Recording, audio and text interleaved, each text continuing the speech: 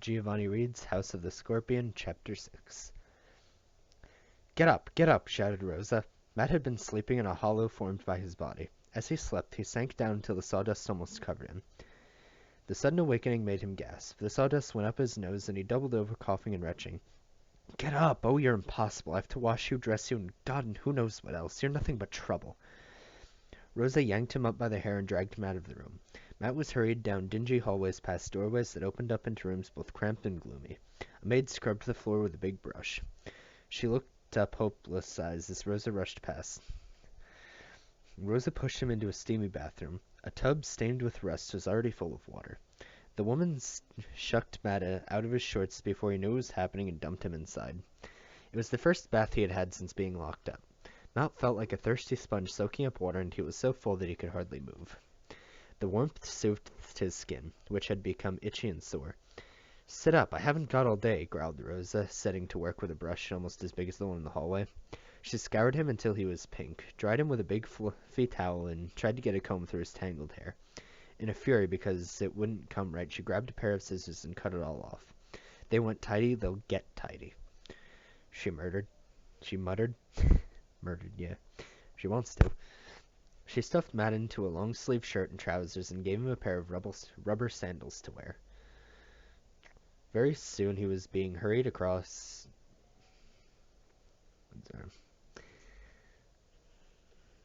the courtyard to another part of the house. His legs ached with the effort of walking. Halfway across the courtyard, his feet tangled in the unfamiliar sandals. He stumbled against Rosa. She took the opportunity to lecture him. The doctor will be there, and so important will the members of the family. They'll want to make sure you're healthy. If they ask questions, don't answer. Above all, don't say anything about me.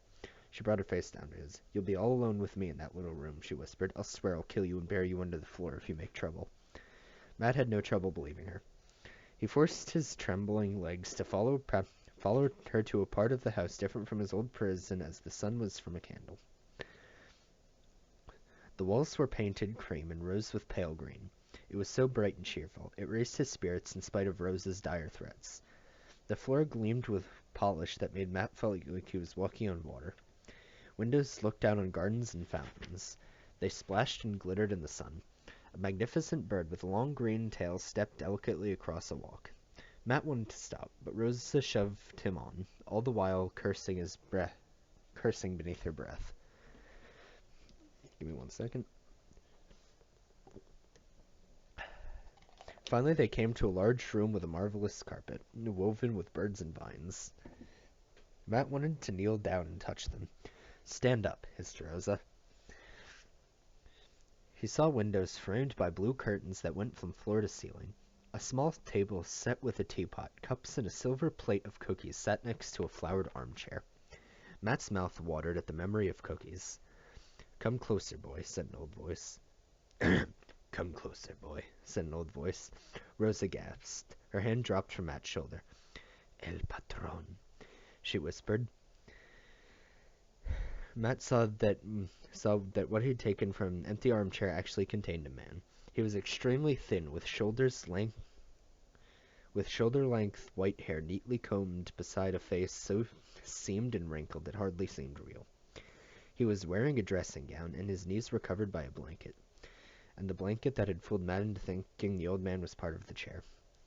It's all right, said Celia from behind him. Matt whirled to see her in the doorway. His heart lurched with relief. Celia brushed past Rosa and took his hand. He's had a bad time, mi patron. For 6 months they've kept him like a wild animal. You lie, snarled Rosa. I've seen it with my own eyes. Maria Mendoza told me. She's a baby. Who can believe a baby? I can, said Celia quietly. She had been to the house for 6 months.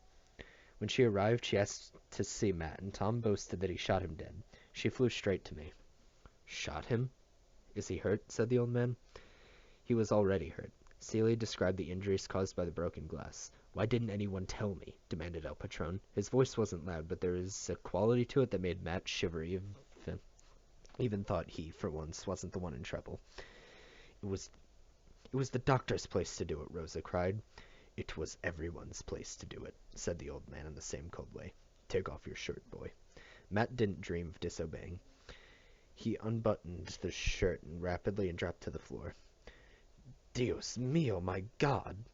These bruises must be from Tom's pea-shooter, said Celia, sounding ready to cry. See how thin he is, mi patron? And he got some kind of rash.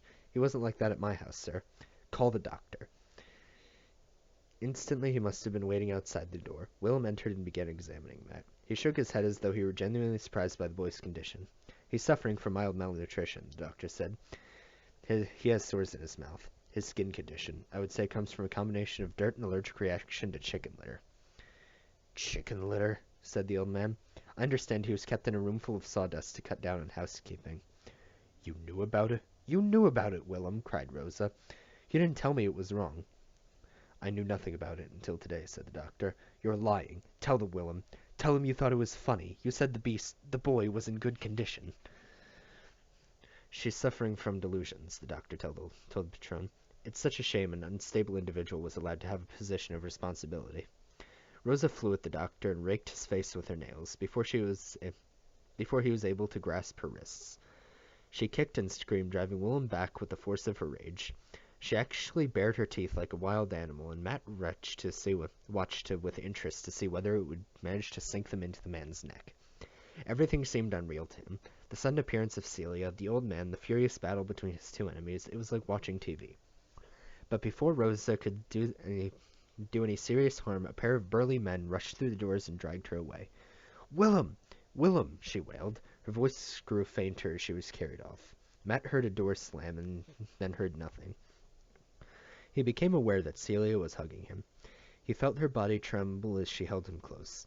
The doctor mopped his face with a handkerchief. He was bleeding from a dozen scratches. Only El Patron seemed tranquil. He had settled back in the armchair, and his pale lips were drawn up in a smile. That was the most excitement I've had in months, he said. I apologize, mi patron, William said shakily. This must have been a horrible shock to you. I'll check your blood pressure at once. Oh, stop fussing, El Patron said, waving him off. My life is far too quiet these days. This was most entertaining. He turned his attention to Matt. So they kept you on litter like a barnyard fowl. Tell me, boy, did you learn to cackle? Matt smiled. He liked El Patron instinctively. There was something so right about the way the old man looked. His eyes were a good color. Matt didn't know why it was good, only that it was. El Patron's face seemed oddly familiar, and his hands, thin and blue-veined, had a shape that appealed to Matt in some deep way. Come here, boy. Without the slightest hesitation, Matt walked to the chair, and the old man stroked his face with paper-dry hand. So young, El Patron murmured. You can speak now, mi vida, said Celia, but Matt wasn't ready to go that far. Mi vida, I like that, the old man said with a chuckle. I like it so much, in fact, that's what I call him. Can he talk? I think he's in shock. In my house he chatted away like a tree full of birds, and he could read both English and Spanish. He's very intelligent, mi patron. Of course, he's my clone. Tell me, mi vida, do you like cookies? Matt nodded. Then you shall have them. Celia put his shirt back on and found him a chair. Huh. That's an interesting way to phrase that. It says, put his shirt back on and that's El Patron talking, sorry. Then you shall have them. Celia, put his shirt back on and find him a chair. We have much to talk about. The next hour passed like a dream. Both the doctor and Celia were sent away. The old man and the boy sat across from each other and dined not only on cookies, but on creamed chicken, mashed potatoes, and applesauce as well. A maid brought them from the kitchen. El Patron said these foods were his favorites, and Matt decided they were his favorites too. El Patron said they had much to talk about, but in fact only he did any talking. He rambled on about his youth in Aztlan. It was called Mexico when he was a boy, and he came from a place called Durango. People from Durango are called alacranes, scorpions, because there are so many of them scurrying around. When I made my first million, I took that as my name, Mateo Alacran. It's your name, too. Matt smiled. He was pleased he shared something with El Patron. As the man talked, Matt pictured in his mind the dusty cornfields and purple mountains of Durango. He saw the stream that roared with water 2 months of the year and was dry as a bone the rest of the time. El Patron El Patron swam with his brothers, but alas, they died of various things before they had a chance to grow up. El Patron's sisters were carried off by the typhoid when they were so small they couldn't look over the windowsill. No, not even if they stood on tiptoe. Matt thought of Maria and worried. Those little girls weren't as old as she was when they carried off by typhoid. He wondered he wondered if that monster resembled the chupacabras. All of all those children, only one lived, Mateo Alacran. He was skinny as a coyote, and not even 2 paces to rub together, but he was filled with a burning desire to survive. At last the voice fell silent. Matt looked as though that El Patron had fallen asleep in his armchair. Matt was exhausted too. He was so full of food he had been half asleep for some time. The same men who had taken Rosa away entered, gently lifted El Patron into a wheelchair, and rolled him away. Matt worried what would happen to him now. Would Rosa come back and throw him into the sawdust? Would she make good on her promise to bury him alive? But it was Celia who triumphantly bore him away. She took him into her new apartment in the big house. Her possessions had moved from the old place, so Matt was disappointed about not returning home. The Virgin sat. She always had. The Virgin sat, as she always had, on the table beside his bed. She had gained a new wreath of plastic roses around her robe and a white tablecloth beneath her from Celia, in gratitude for restoring Matt so safely. All in all, she was pleased with the change. He missed the doves cooing on the roof and the wind blowing through the poppies.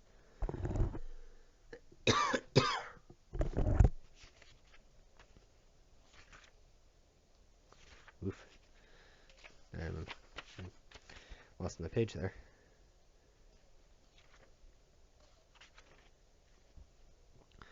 Listen up, Egypt, commanded Maria. I'm supposed to make you talk. Matt shrugged. He had no interest in talking, and besides, Maria did enough of that for both of them. I know you can do it. Celia says you're in shock, but I think you're just lazy. Matt yawned and scratched his armpit. El Patron is going away today. Now Maria had Matt's interest. He was dismayed that the old man was leaving. He hadn't seen him since the day he was rescued. Celia said the excitement had been too much for someone who was 140 years old. El Patron had to stay in bed until he felt well enough to travel to his other house in the Chiricahua Mountains. We have to say goodbye to him. Everyone's coming, so you better talk or you're in big trouble. Maria squeezed Matt's mouth as she could force the words out. He snapped at her. The little girl scrambled away. You said you don't bite. She screamed, grabbed a pillow, and hit him several times before collapsing on the bed. Bad clone, said Maria, hugging the pillow to her chest. Matt considered the idea. Being a clone was bad no matter what you did, so why bother being good at all? He reached over and patted her hand. Why won't you talk? Stormed Maria. It's been over a week. It took Furball only one day to forgive me after the dog catcher got him. Matt wasn't trying to upset her. He couldn't talk. When he tried to make the words, he was overcome with terror. To speak was to open a door into his carefully built fortress, and anything might rush inside. Matt was locked up for a lot longer than your dog, said Celia, as she entered the room. She knelt down and stroked Matt's face. Furball was only gone 2 days. Matt was trapped for 6 months. It takes time to recover. Is that how it works? The little girl asked. The longer you're sick, the longer it takes to get better? Celia nodded. She kept stroking Matt's face, his hair and arms, as though trying to bring feeling back to his body. Then I guess, Maria said slowly, it's going to take years for El Patron to get... Well, don't talk about that, cried Celia, so sharply that Maria hugged the pillow and stared Google-eyed at the woman. Don't say anything about El Patron. Shoo. I don't have time to entertain you. Celia flapped her apron at the girl, who fled without another word. Matt felt sorry for Maria. He purposely made his body go stiff to make it hard for Celia to dress him, but Celia didn't get angry. She hugged him and sang him her favorite lullaby. Buenos dias, Paloma Blanca. Hoy te vengo saludar. Sorry if I butchered that. Matt shivered. It was the song to the Virgin, who loved all gentle things, and who had watched over him in prison. Then he knew it was wrong to be mean to Celia and let himself go limp again. That's my boy. That's my good boy, murmured the woman. You're a good boy. I love you.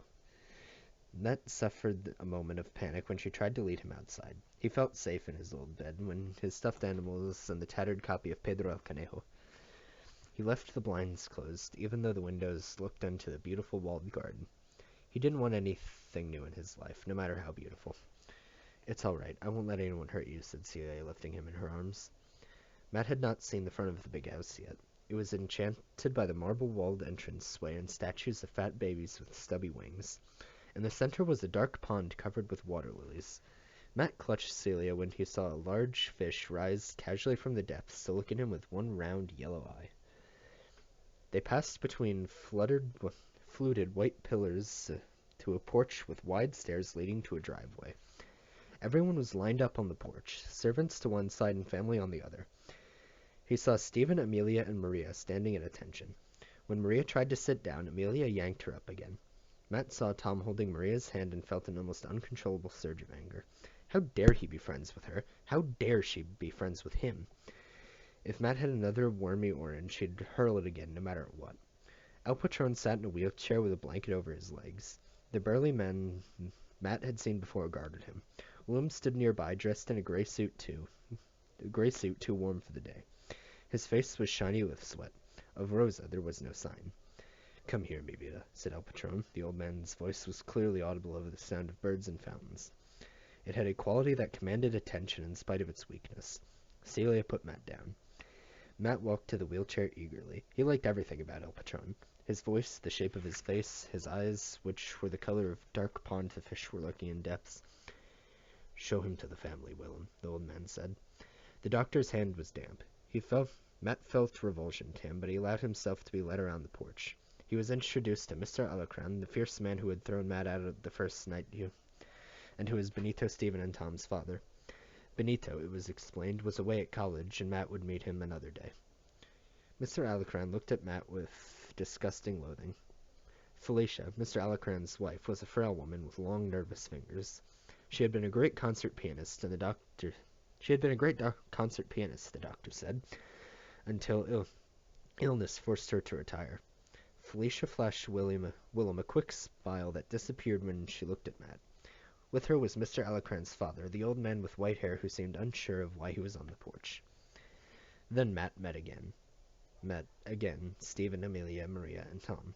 Tom gave Matt a scowl, which Matt returned. No one except Maria seemed pleased to meet him, but all pretended to be friendly. It's because they're afraid of El Patron, Matt realized. He didn't know why, but it was very good they were. "Has el gato, the cat, still got your tongue?" inquired the old man. "Has el gato, the cat, still got your tongue?" inquired the old man. When Matt was last brought back to the wheelchair, Matt nodded. "Celia will have to work on that later.